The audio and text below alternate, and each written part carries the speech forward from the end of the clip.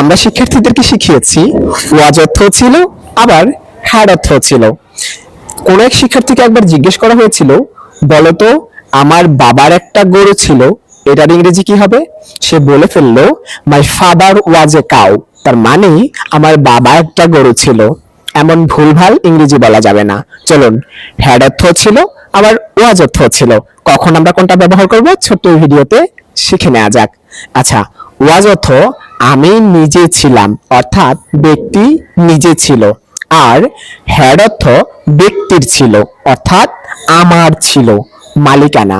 For example, আমি শিক্ষক ছিলাম, আই ওয়াজ আ টিচার। আমি ইঞ্জিনিয়ার ছিলাম, আই ওয়াজ অ্যান ইঞ্জিনিয়ার। আমি সুখী ছিলাম, আই ওয়াজ হ্যাপি।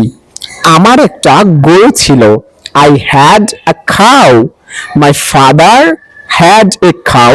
আমার বাবার একটা গরু ছিল। আমার বাবার একটা বাড়ি ছিল, my father had a house. আমার বাবার একটা বিমান ছিল, বা আমার বাবার একটা উড়োজাহাজ ছিল।